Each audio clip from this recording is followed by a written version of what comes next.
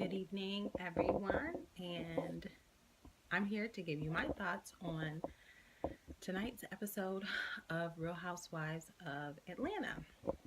This is episode 10 called Uncharitable Behavior, and wasn't a lot going on in this episode. To me, it was like Kenya's episode, I guess, because it seems like a lot of things was focused on Kenya. Um, what I found funny is that she, said that Matt broke out the windows in the garage and did all this stuff, this property damage, but she didn't want to call the police. Um, she didn't, she was like, oh, I need to help him. I need to help him. And how come we didn't see the footage? Because I'm not quite sure if he really did that or not, because she has been manipulating him. Maybe he's crazy, maybe he's not, but are you that desperate that if he did do it, that you just want to help him and you love him? That boy, he's a boy compared to her. He's half your age. Like, as a grown woman, you would have walked away from that a long time ago. So I ain't buying it. That might have been some stuff that she could blame on him for TV. I don't trust Kenya Moore. And then to invite somebody to stay at somebody else's house when they was nice enough to say, "Oh, you can come," and then you gonna bring a tag along. That is so extra, extra trifling. But my favorite part was when she went to go see her enemy, Phaedra, who she could not stand, dogged out as a lawyer. But when you wanted some free legal advice, who did you go running to? But you done talked about how she wasn't no type of lawyer and all of this. But then you went, and did y'all notice that she tried to have that struggle tear that never came? Phaedra gave her that tissue. She didn't need no tissue because she didn't have no tears. It was like, oh, oh, and you see, she like had her head down for an extended period of time because she was trying her hardest to get that tear to fall that just would never fall. Do better, please. Do better. That's why I just think that the whole thing with Matt, she's making it more than what it is, and she's really using him. And I feel sorry for him because at the end of the day, that's a real person, and he's not a part of the show. He's not one of these people that's getting booked to do hostings and all of that. He's just a average Joe, and he has to go on with his life, and they are really giving him a name as being a crazy person. Because if you was just to take this for what it was, you would look at him like, I don't mess with that one because he might be a little off, and he really may not be like that because it's always two sides to every story, and we are only getting hers. And I don't really believe nothing that Kenya Moore say. Um, Other than that, the whole thing with Marlo coming back and her falling out with Kenya. I mean, when you build a friendship based on your dislike for someone else, I mean, that's not a real friendship.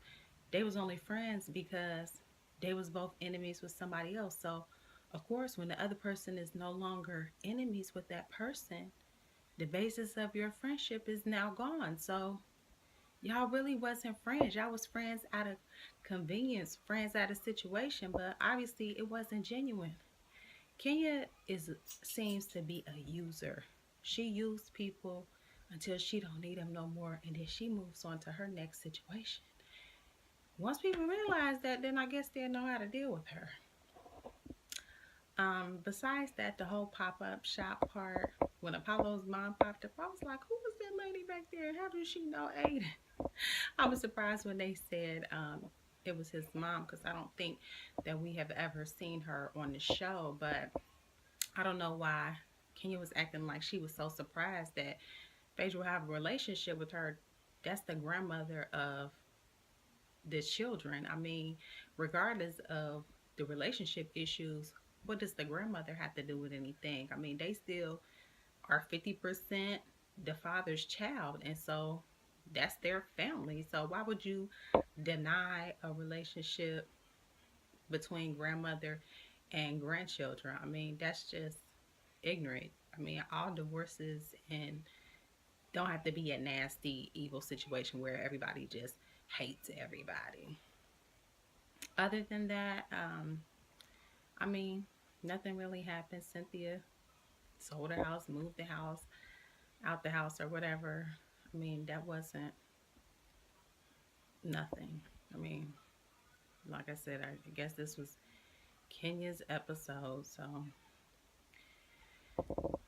maybe something better will happen in future episodes. I don't know. Nothing really has happened this season.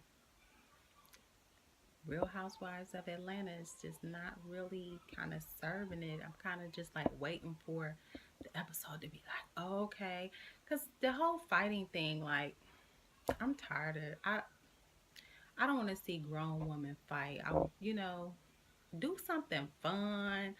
I don't know, but this whole fighting and calling people out their name in every episode, somebody want to be arguing with somebody. I mean, at least they didn't really argue. Of course, Marlo and Kenya kind of got into it, and if Marlo wouldn't have came, then I guess the event would have went off without a hitch.